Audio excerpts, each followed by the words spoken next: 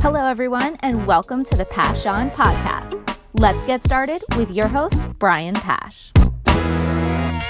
Hi, this is Brian Pash, and welcome to another podcast. On today's show, I want to talk about an aspect of digital retailing which has been popping up as I've been researching the different tools that are available for dealers today and the different players or parties who have a vested interest in the success of digital retailing. And it comes down to this: who owns the customer?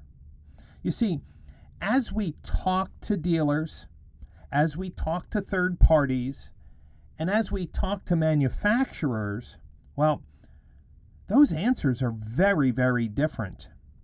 In fact, most of the conversations are about how that party can control the consumer, when I really think digital retailing should be, what does the consumer want, and how do we all work together to transform the automotive industry? You see, if you thought about it, it could be a world where each manufacturer says that the digital retailing experience has to be branded or brand consistent to their brand, as if the shopping cart experience was something they needed to own and control. If you talk about the dealer, they're going to say, well, I need this digital retailing experience to fit into my existing structure, my existing communication strategies, my existing pay plans, regardless of what the consumer might want.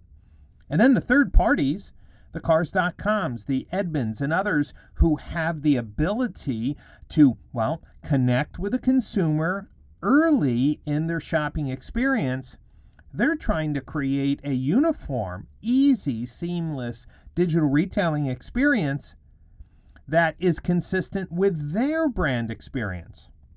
Think about this world where if you were on Cars.com and the car was a Mercedes, a brand new Mercedes, that the digital retailing or checkout process would be very different if the car was a Kia or a Toyota. You can understand that a consumer, once they find a car that they're interested in, wants to compare, contrast payments, different strategies for down payment, financing, or leasing. But could you imagine if each manufacturer drew a hard line and said, it has to go this way? Now, I'm not minimizing brand experience.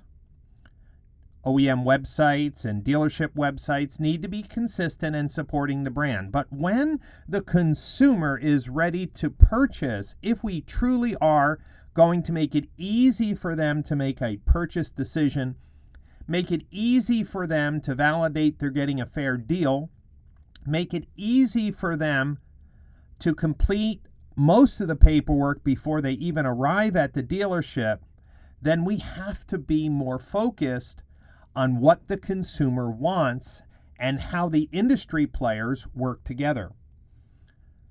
Digital retailing is going to cause some friction within the vendor community because for years there have been hard walls that some dealers have not been able to break through. For example, CDK Connected Store and their excellent technology for digital retailing runs into problems on OEM mandated systems that require dealer track for the back-end financial computations. You see, there are some hard walls that OEMs have created that open digital retailing solutions are going to run up against. That's just one issue. The second is accurate payments. One of the most common complaints about digital retailing is that the payments that are being shown online are very different than what would be calculated inside the dealership. And some of that is because the tools, the integrations, the APIs aren't there today to allow a more open environment for digital retailing. You see, Everyone historically has been trying to do a land grab, a hard line in the sand about who owns the data in the DMS, who owns the financial calculations, but the consumer doesn't want to be limited in any way. They want to be able to shop and compare a BMW versus an Infiniti versus a Toyota. They do not care who's processing the back-end financial discovery. They're not worried about who's doing the credit approval. They just want to know, can I buy this car at a fair price? You see, it would be so much easier if everyone was united and saying that no one owns the customer, no one owns the consumer. The consumer owns their own destiny. And so we need, as an industry, to come together and not screw this up. We have a unique opportunity to reinvent the way in which consumers explore, discover, compare, validate, and purchase their next vehicle. But we have to work closer together. We need an ability that a website like AutoTrader, Cars.com, Edmunds, or even TrueCar could allow consumers to do full price discovery, finance, approval, delivering a deal to a local dealer. We need similar and simplified tools if the consumer decides to go directly to the dealer's website or to the OEM website. But what we can't have is OEMs saying, I'm not going to put digital retailing tools on third parties because I want to own the consumer experience. And this is a really important point that has to be drilled home. Yes, a consumer who's buying a Mercedes may be different than someone who's buying a Kia. I get that. But aside from the brand attraction, the consumer is looking for the same thing. They want to start the deal with one person that they can follow through the purchase all the way to the end. They want transparent comparison pricing. They want to know if they're getting a good deal.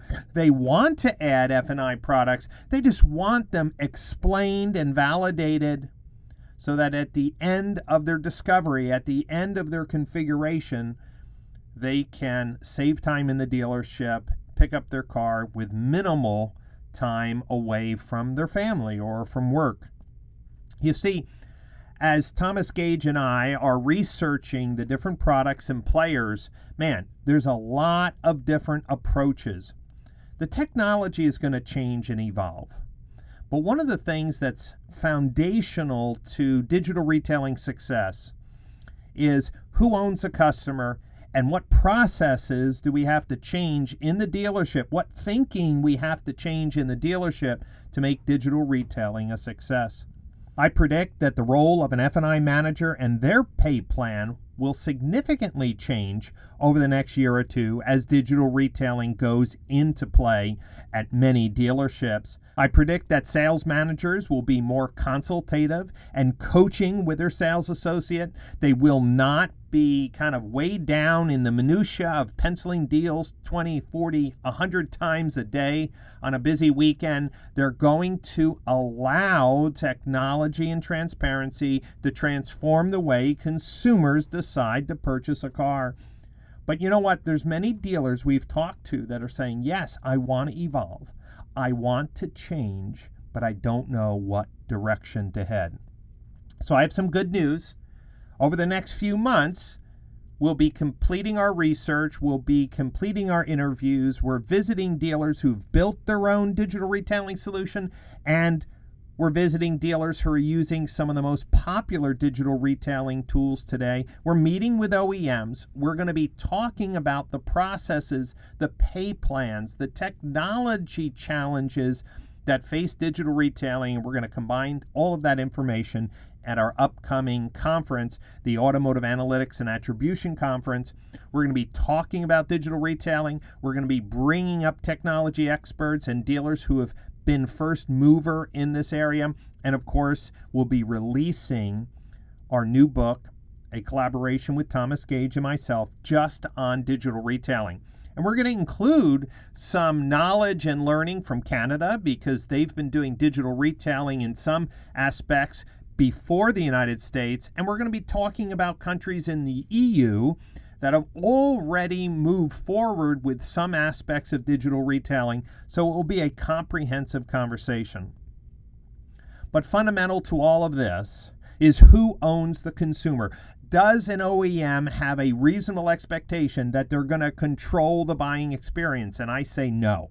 We need to have some standards, some commonality, some, collaborative technology. We need better APIs. We need to break down some of these barriers so a dealer who wants to use the CDK Connected Store can do that with the financial partners that they choose to connect their back-end office with.